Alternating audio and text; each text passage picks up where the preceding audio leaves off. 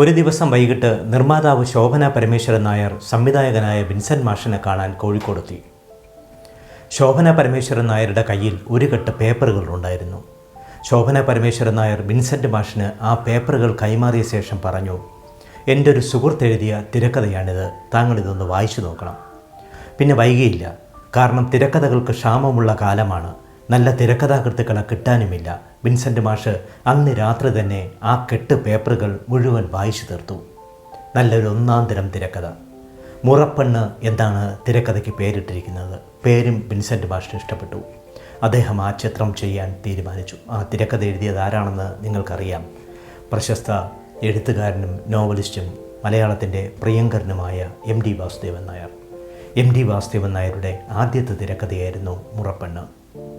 M T Vasudevan നായരുടെ തിരക്കഥകൾക്ക് Vincent മാഷ് കണ്ടെത്തിയ ഒരു വിശേഷണമുണ്ട്. വളരെ സാധാരണമായിട്ടും വളരെ മിതത്വമായിട്ടും ആണ് എം ടി വാസുദേവൻ നായർ തിരക്കഥകൾ തയ്യാറാക്കുന്നത്. മുറപ്പെണ്ണിൽ അവസാന ഭാഗത്ത് ഒരു സീനുണ്ട്. എല്ലാം വൈകിപ്പോയി, എല്ലാവരും വൈകിപ്പോയി എന്ന് അവസാനിക്കുന്ന ഡയലോഗുമായി ഒരു സീൻ. ഈ സീൻ എം ടി വാസുദേവൻ നായർക്കല്ലാതെ മറ്റാർക്കാണ് ഇത്ര മിതത്വത്തോടെ കൈകാര്യം ചെയ്യാൻ കഴിയുക എന്ന് വിൻസെൻ്റ് മാഷ് പിൽക്കാലത്ത് ചോദിച്ചിട്ടുണ്ട്.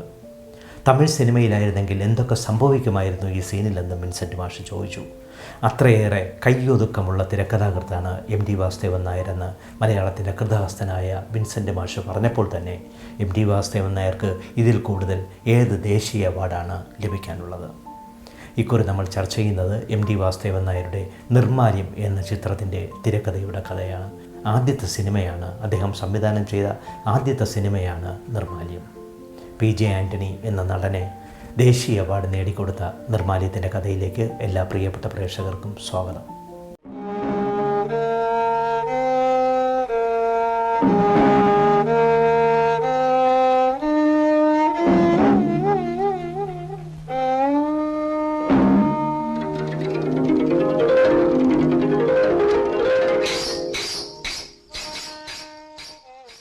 പകൽക്കിനാവ്, അസുരവിത്ത്, വിത്തുകൾ, ഇരുട്ടിൻ്റെ ആത്മാവ്, കുട്ടിയടത്തി തുടങ്ങി ഒരു പിടി ചലച്ചിത്രങ്ങൾക്കാണ് മുറപ്പെണ്ണിന് ശേഷം എം ടി വാസുദേവൻ നായർ തിരക്കഥ എഴുതിയത്.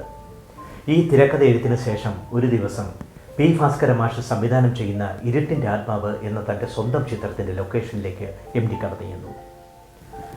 വെറുതെ ഷൂട്ടിംഗ് കാണാൻ പോയതാണ്. അപ്പോഴാണ് പി ഭാസ്കര മാഷ് എം ടി വാസുദേവൻ നായരോട് പറയുന്നത്, എനിക്ക് 2-3 ദിവസത്തേക്ക് അടിയന്തരമായി തിരുവനന്തപുരം വരെ പോകേണ്ടതുണ്ട്. മറ്റൊരാളെ കിട്ടാത്തതുകൊണ്ട് ഇതിൻ്റെ സംവിധാന ചുമതല ഏൽപ്പിക്കാൻ എനിക്ക് ആരുമില്ല. താങ്കൾക്ക് ഈ ചിത്രത്തിൻ്റെ സംവിധാന ചുമതല 3 ദിവസത്തേക്ക് ഏറ്റെടുക്കാമോ എന്ന്. എം ഡിക്കാണെങ്കിൽ സംവിധാനത്തെക്കുറിച്ച് യാതൊരു പിടിപാടുമില്ല. പക്ഷേ ഇങ്ങനൊരാവശ്യം ഭാസ്കര മാഷിൽ നിന്ന് കേട്ടപ്പോൾ അഗാധമായ ആഹ്ലാദമാണ് എം ടി വാസുദേവൻ നായർക്കുണ്ടായത്. അദ്ദേഹം ഭാസ്കര മാഷോട് പറഞ്ഞു, അതെന്താ, ഞാനിത് ഏറ്റെടുക്കാൻ തയ്യാറാണ് എന്ന്. ഭാസ്കര മാഷ് സസന്തോഷം മദ്രാസിലേക്കും പിന്നീട് അവിടെ നിന്നും തിരുവനന്തപുരത്തേക്കും പോയി. എം ടി വാസുദേവൻ നായർ ചിത്രത്തിൻ്റെ 3 ദിവസത്തെ ഇടവേള സംവിധായകനായി ചാർജ് എടുത്തു. എം ടി വാസുദേവൻ നായർ ഇത്രത്തോളം ആഹ്ലാദിച്ച് ഒരു സിനിമ സംവിധാനം ചെയ്ത നിമിഷങ്ങൾ വേറെയില്ല. സിനിമ സംവിധാനം ചെയ്യാൻ കിട്ടിയ ആദ്യത്തെ അവസരമാണ്. ഒരു തിരക്കഥ എപ്രകാരമാണ് സംവിധായകൻ സിനിമയുടെ രൂപത്തിലേക്ക് എത്തിക്കുന്നതെന്നറിയാൻ എം ടി വാസുദേവൻ നായർക്ക് ഇതിലൂടെ കഴിഞ്ഞു. അദ്ദേഹം സസന്തോഷം ആ 3 ദിവസം ഒരു തീർത്ഥാടനം പോലെ ആ ലൊക്കേഷനിൽ ചെലവഴിച്ചു. എല്ലാ സാങ്കേതിക പ്രവർത്തകരും എം ടി എന്ന നവാഗത സംവിധായകനോട് പൂർണ്ണമായും സഹകരിച്ചു. സത്യത്തിൽ പി ഭാസ്കരൻ അദ്ദേഹത്തിൻ്റെ ആദ്യത്തെ സംവിധാന ഗുരുവായിരുന്നു. പി ഭാസ്കരൻ്റെ സ്കൂളിൽ നിന്നാണ് എം ടി വാസുദേവൻ നായർ സംവിധാനം എന്തെന്ന് പഠിച്ചത്. ഇതിന് ശേഷം അദ്ദേഹം തിരക്കഥ എഴുതുമ്പോൾ ചില മാറ്റങ്ങൾ അദ്ദേഹത്തിൻ്റെ തിരക്കഥ എഴുത്തിലുണ്ടായി. അതായത് ഓരോ ഷോട്ടും ഓരോ ഫ്രെയിമും എപ്രകാരം എഴുതണം എന്ന് എം ടി വാസുദേവൻ നായർ ഇതിൽ നിന്ന് പഠിച്ചു. പിൽക്കാലത്ത് എം ടി പറഞ്ഞിട്ടുണ്ട്, ഭാസ്കര മാഷ് അന്ന് പകർന്നു തന്ന പാഠങ്ങൾ ചെറുതല്ല. കാരണം ഭാസ്കര മാഷിൻ്റെ ഒരു അദൃശ്യ സാന്നിധ്യം ആ ലൊക്കേഷനിൽ ഉണ്ടായിരുന്നുവെന്ന് പിൽക്കാലത്തും എം ടി വാസുദേവൻ നായർ പറഞ്ഞിട്ടുണ്ട്. പിന്നീട് താൻ തിരക്കഥ എഴുതുന്ന എല്ലാ ലൊക്കേഷനിലേക്കും പോകുന്നത് എം ടി വാസുദേവൻ നായർ പതിവാക്കി. കഴിയുന്നിടത്തോളം ക്യാമറയിലൂടെ നോക്കാനും സംവിധാന ചുമതല താൽക്കാലികമായി എങ്കിലും ഏറ്റെടുക്കാനും അദ്ദേഹം ശ്രമിച്ചു. അങ്ങനെ ഇരിക്കുമ്പോൾ 1971 പി ഭാസ്കര മാഷിൻ്റെ വിത്തുകൾ എന്ന സിനിമയുടെ ഷൂട്ടിംഗ് നടക്കുന്ന സമയത്താണ് സ്വന്തമായി ഒരു ചിത്രം സംവിധാനം ചെയ്യാൻ എം ടി വാസുദേവൻ നായർ തീരുമാനിച്ചത്. സ്വന്തം തിരക്കഥയിൽ ആദ്യമായി ഒരു സ്വന്തം പടം. അതിന് നിർമ്മാല്യം എന്നാണ് എം ടി വാസുദേവൻ നായർ പേരിട്ടത്. സ്വന്തം തിരക്കഥയായ പള്ളിവാളും കാൽച്ചിലമ്പും എന്ന കഥയാണ് അദ്ദേഹം ഇതിനായി തിരഞ്ഞെടുത്തത്. പള്ളിവാളും കാൽച്ചിലമ്പും നിങ്ങളെല്ലാവരും വായിച്ചിട്ടുണ്ടാവും. ഒരു ഗ്രാമത്തിൻ്റെ വിശുദ്ധിയുടെ കഥയാണത് പറഞ്ഞത്. ദൈവവും മനുഷ്യനും തമ്മിലുള്ള കോൺഫ്ലിക്റ്റാണ് ആ ചിത്രം പറഞ്ഞത്. ദൈവത്തിന് വേണ്ടി, ഭഗവതിക്ക് വേണ്ടി തന്നെ സമർപ്പിച്ച ഒരു വെളിച്ചപ്പാടിൻ്റെ ജീവിതം. ആ വെളിച്ചപ്പാടൊരുവിൽ ജീവിതത്തിന് മുമ്പിൽ പ്രഹേളികയായി വന്ന ആ ജീവിതത്തിന് മുമ്പിൽ അയാൾ പകച്ചു നിൽക്കുകയാണ്.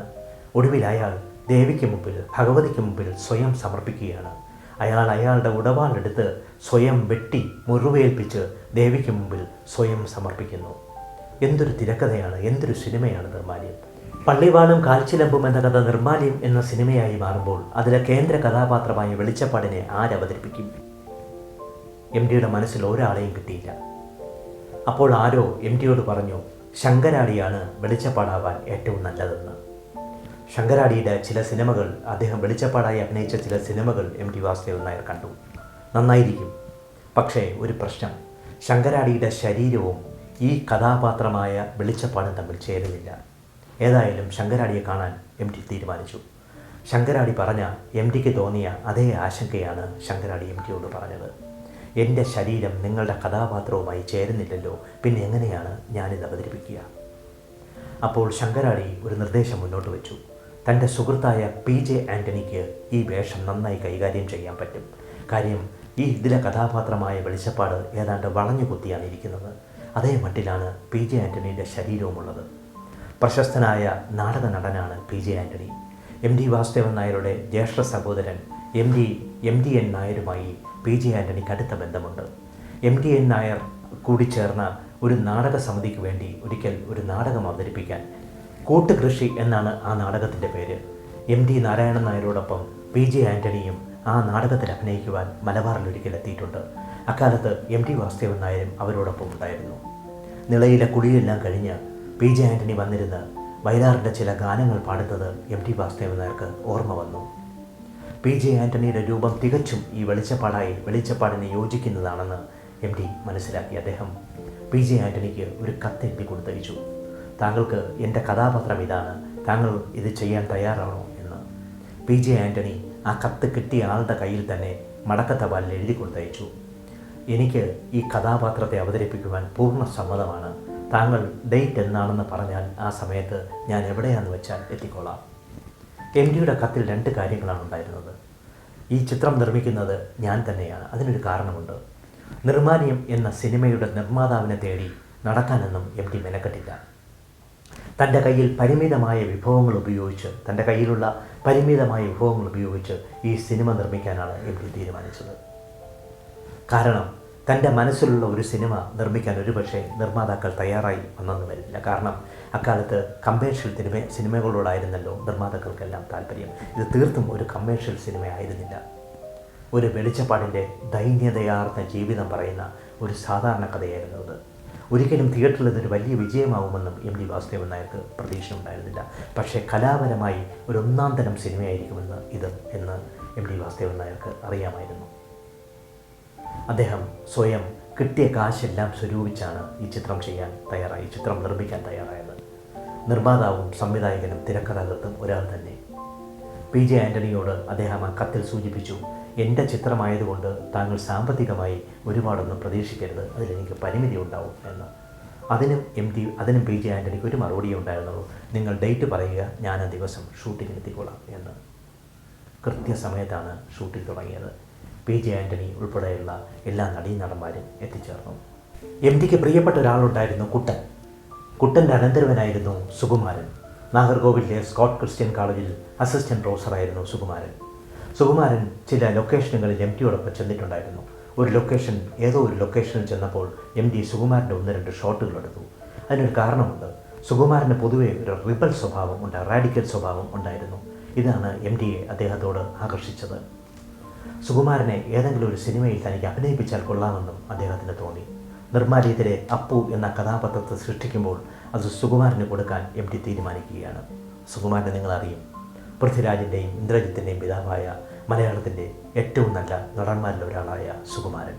അദ്ദേഹത്തിൻ്റെ ആദ്യ ചിത്രമാണ് നിർമ്മാല്യം. പുഴക്കര വെളിച്ചപ്പാട് എന്ന വ്യക്തിയിൽ നിന്നാണ് ഇതിലെ പി ജെ ആൻ്റണി എന്ന കഥാപാത്രം, പി ജെ ആൻ്റണി എന്ന നടൻ ഇതിലെ വെളിച്ചപ്പാടിൻ്റെ മാനറിസങ്ങൾ അഭ്യസിച്ചത്. പുഴക്കര വെളിച്ചപ്പാട് ഏതാനും ദിവസങ്ങളെടുത്താണ് പി ജെ ആൻ്റണിയെ തുള്ളലുകൾ പഠിപ്പിച്ചത്, വെളിച്ചപ്പാടിൻ്റെ മാനറിസങ്ങൾ ശരിയായി പഠിപ്പിച്ചത്. വളരെ പരിമിതമായ ചുറ്റുപാടിലാണ് നിർമ്മാല്യത്തിൻ്റെ ഷൂട്ടിംഗ് നടന്നത്. നടീനടന്മാരെല്ലാം താമസിച്ചത് ഓരോ വീടുകളിലാണ്. ഒരു ഗ്രാമത്തിലെ ഉത്സവം പോലെയായിരുന്നു നിർമ്മാല്യത്തിൻ്റെ ഷൂട്ടിംഗ്. അവർക്ക് പ്രത്യേകിച്ച് ആഹാരമൊന്നും ഉണ്ടായിരുന്നില്ല. ലൊക്കേഷനിലെ പരിമിതമായ ആഹാരമാണ് എല്ലാവരും കഴിച്ചത്. ഇതിനിടയിൽ സമ്പന്നരായ ചില നാട്ടുകാർ അവരുടെ വീട്ടിൽ നിന്നും നടീനടന്മാർക്ക് കഴിക്കേണ്ട ഭക്ഷണം തയ്യാറാക്കി കൊണ്ടുവന്നു. കൊച്ചു കുട്ടികൾ പോലും ഒരു മുട്ടയും ഒരു ബ്രെഡുമൊക്കെ ലൊക്കേഷനിലുള്ള നടീനടന്മാർക്ക് കൊടുക്കുന്ന കാഴ്ചയും കാണാറുണ്ടായിരുന്നു. ഇതിനിടയിൽ ഒരു ദിവസം പെട്ടെന്നൊരു പ്രതിസന്ധി വന്നു. അത് ഒരു ഉത്സവ രംഗമാണ് ഷൂട്ട് ചെയ്യേണ്ടത്. പൂരവും ചെണ്ടയും താലപ്പൊലി ഏന്തിയ പെൺകുട്ടികളുമെല്ലാം തയ്യാറായി നിൽക്കുന്നു. അപ്പോൾ രാമചന്ദ്ര ബാബു ചിത്രത്തിൻ്റെ ക്യാമറാമാൻ, അദ്ദേഹം എം ടി വാസുദേവൻ നായരോട് പറഞ്ഞു, കഷ്ടിച്ചൊരു 100 അടി ഫിലിം മാത്രമേ നമുക്ക് ഷൂട്ട് ചെയ്യാനുള്ളൂ, എന്ത് ചെയ്യും? ഉടനെ തന്നെ എം ടി വാസുദേവൻ നായർ ചിത്രത്തിൻ്റെ ക്യാഷ്യറെ വിളിപ്പിച്ചു. എത്ര രൂപ കയ്യിലുണ്ടെന്ന് ചോദിച്ചു. 5 രൂപ കയ്യിലുണ്ടെന്ന് പറഞ്ഞു. വെറും 500 രൂപയോ കയ്യിലുള്ളത് എന്ന് എം ടി വാസുദേവൻ നായർ ചോദിക്കുമ്പോൾ ക്യാഷ്യർ ചിരിച്ചുകൊണ്ട് പറഞ്ഞു, 500 രൂപ അല്ല സാർ, വെറും 5 രൂപ. ദിവസങ്ങളോളം ഷൂട്ട് ചെയ്യണം, 5 രൂപ കൊണ്ട് എങ്ങനെയാണ് ഷൂട്ട് ചെയ്യുക? എം ടി ആകെ സ്തബ്ധനായി. ഷൂട്ടിംഗ് മുടക്കാൻ സാധിക്കില്ല. ഇതിനിടയിൽ ചില സുഹൃത്തുക്കൾ പറഞ്ഞു, 1-2 ദിവസം ചിത്രത്തിൻ്റെ ചിത്രീകരണം നിർത്തിവെച്ച ശേഷം നമുക്ക് പിന്നീട് ആലോചിക്കാമെന്ന്. അങ്ങനെ നിർത്തിവെച്ചാൽ നിർമ്മാല്യം പിന്നെ നടക്കില്ലെന്ന് എം ടിക്ക് ഉറപ്പായിരുന്നു. ആ സമയത്ത് M T Vasudevan Nair Vincent മാഷിൻ്റെ ഒരു ചിത്രത്തിൻ്റെ ഷൂട്ടിംഗ് ഷൊർണൂരിൽ നടക്കുന്നുണ്ടായിരുന്നു. എം ടി വിൻസെൻ്റ് മാഷിനെ ആളയച്ചു. തനിക്ക് കുറച്ച് ഫിലിം ആവശ്യമുണ്ടെന്ന് പറഞ്ഞു. 1000 അടി ഫിലിമാണ് വിൻസെൻ്റ് മാഷ് നിർമ്മാല്യത്തിന് വേണ്ടി തൻ്റെ സുഹൃത്തായ എം ടി വാസുദേവൻ നായർക്ക് കൊടുത്തയച്ചത്. അത് വെച്ച് ചിത്രീകരണം തുടരുന്നതിനിടയിൽ പിറ്റേന്ന് ഭഗവതി കൊണ്ടുവന്ന പോലെ 2 പേർ എം ടിയെ കാണാനെത്തി. അവർ കോഴിക്കോടുള്ള പ്രശസ്തരായ ബിസിനസ്സുകാരാണ്, എം ടിയുടെ സുഹൃത്തുക്കളാണ്. അവർ വന്നപ്പോൾ എം ടി തൻ്റെ പ്രതിസന്ധി പറഞ്ഞു. 1 രൂപ പോലും കയ്യിലില്ല, വെറും 5 രൂപയും 1000 അടി ഫിലിമും മാത്രമാണ്. അത് വിൻസെൻ്റ് മാഷ് കടം കൊണ്ട 1000 അടി ഫിലിം മാത്രമാണ് ഈ ചിത്രത്തിൻ്റെ ഷൂട്ടിങ്ങിനായിട്ടുള്ളത്. തടി ലേലത്തിൽ പങ്കെടുക്കാൻ എറണാകുളത്തേക്ക് പോവുകയായിരുന്നു ബിസിനസ്സുകാർ. അവർ അവരുടെ കയ്യിലുള്ള 10,000 രൂപ എം ടിക്ക് കൊടുത്തിട്ട് പറഞ്ഞു, നിങ്ങളിത് തൽക്കാലം പിടിച്ചോ, ബാക്കി കണക്കൊക്കെ നമുക്ക് പിന്നീട് നോക്കാം, ചിത്രത്തിൻ്റെ ഷൂട്ടിംഗ് പൂർത്തിയാക്കാൻ. ഇത് കണ്ടുകൊണ്ട് നിന്ന് ലൊക്കേഷനിൽ നിന്ന് ചിലർ എം ടിയോട് പറഞ്ഞു, ഈ പണം കൊണ്ടുവന്നത് സത്യത്തിൽ ഭഗവതി തന്നെയാണ്. എം ടി വാസുദേവൻ നായർക്ക് അത്ര വിശ്വാസിയല്ലായ എം ടി വാസുദേവൻ നായർക്ക് പോലും തോന്നിപ്പോയി ഭഗവതിയാണ് നിർമ്മാല്യം പൂർത്തിയാക്കാൻ ആ പണം കൊണ്ടുവന്നതെന്ന്. 1973 ഒക്ടോബർ മാസം 16-ാം തീയതി ഷീബ ഫിലിംസ് നോവൽ ഫിലിംസിൻ്റെ ബാനറിലാണ് നിർമ്മാല്യം തിയേറ്ററിലെത്തിച്ചത്. തിയേറ്ററിൽ പടം റിലീസായപ്പോൾ തന്നെ വളരെ മികച്ച ചിത്രം എന്ന് ഈ ചിത്രം പേരെടുത്തു. പി ജെ ആൻ്റണിക്ക് ദേശീയ അവാർഡ് കിട്ടിയതിന് പുറമെ മികച്ച ചിത്രത്തിനുള്ള ദേശീയ അവാർഡും നിർമ്മാല്യം കരസ്ഥമാക്കി. സംസ്ഥാന സർക്കാരിൻ്റെ 6 പുരസ്കാരങ്ങളാണ് ചിത്രത്തിന് കിട്ടിയത്. ചിത്രത്തിൻ്റെ അവസാന ഭാഗം, അതായത് ക്ലൈമാക്സ്, ദൈവത്തിനെ നിഷേധിക്കലാണെന്ന് ഒരു പ്രചരണം അക്കാലത്തുണ്ടായി. ഇതിനെ എം ടി വാസുദേവൻ നായർ നേരിട്ടത് ഇങ്ങനെയാണ്: എല്ലാം നഷ്ടപ്പെട്ട ഒരാൾ, ദൈവത്തിന് വേണ്ടി ഭഗവതിക്ക് വേണ്ടി ജീവിച്ച ഒരാൾ, അവസാനം അയാളുടെ ജീവിതം പ്രതിസന്ധിയിലേക്ക് എത്തുമ്പോൾ ഭഗവതിയല്ലാതെ ആരെയാണ് പുലഭ്യം പറയേണ്ടത്? ഇത്തരത്തിൽ പല കാരണവന്മാരും ഭഗവതിയെ പുലഭ്യം പറഞ്ഞിട്ടുണ്ട്. അത് ഭഗവതിയോടുള്ള അവരുടെ വിരോധം കൊണ്ടല്ല, ഭഗവതിയോടുള്ള അഗാധമായ അവരുടെ താല്പര്യവും ഭക്തിയും കൊണ്ടാണ്. ആ ഭക്തിയുടെ മറ്റൊരു രൂപമാണ് ആ പുലഭ്യം പറച്ചിൽ. ഒരിക്കലും താൻ ദൈവത്തെ നിഷേധിക്കുന്ന ഒരു ക്ലൈമാക്സ് അല്ല ഈ ചിത്രത്തിന് വേണ്ടി തയ്യാറാക്കിയത്. പി ജെ ആൻ്റണിയുടെ വേദനയാണ്, ഭഗവതിക്ക് മുമ്പിൽ സ്വയം സമർപ്പിക്കുന്ന അയാളുടെ വിഷമതകളാണ് ആ ചിത്രത്തിൻ്റെ ക്ലൈമാക്സ്. ഏതായാലും ചിത്രം നിരവധി അവാർഡുകൾ കരസ്ഥമാക്കുമ്പോൾ എം ടി വാസുദേവൻ നായർക്ക് അദ്ദേഹത്തിൻ്റെ ആദ്യ സംവിധാന സംരംഭം സഫലമാവുകയായിരുന്നു. പിൽക്കാലത്തൊരു തിരക്കഥാകൃത്ത് എന്ന നിലയിൽ എം ടി പേരെടുത്തെങ്കിലും ഒരുപാട് ചിത്രങ്ങളൊന്നും അദ്ദേഹം സംവിധാനം ചെയ്തില്ല. വളരെ വിരലിലെണ്ണാവുന്ന ചിത്രങ്ങൾ മാത്രമാണ് അദ്ദേഹം മലയാളത്തിന് സമ്മാനിച്ചിട്ടുള്ളത്. പക്ഷേ നേരത്തെ പറഞ്ഞതുപോലെ വിൻസെൻ്റ് മാഷ് പകർന്നു നൽകിയ ചില പാഠങ്ങളാണ് അദ്ദേഹത്തിന് നിർമ്മാല്യം എന്ന ചിത്രത്തെ കൂടുതൽ മിഴിവുള്ളതാക്കാൻ സഹായിച്ചത്. തിരക്കഥയുടെ രീതിശാസ്ത്രത്തിൻ്റെ ഈ ലക്കം കേട്ടുകൊണ്ടിരുന്ന എല്ലാവർക്കും സന്തോഷം. നന്ദി. അടുത്ത ലക്കം കാണുന്നത് വരെ നമസ്കാരം.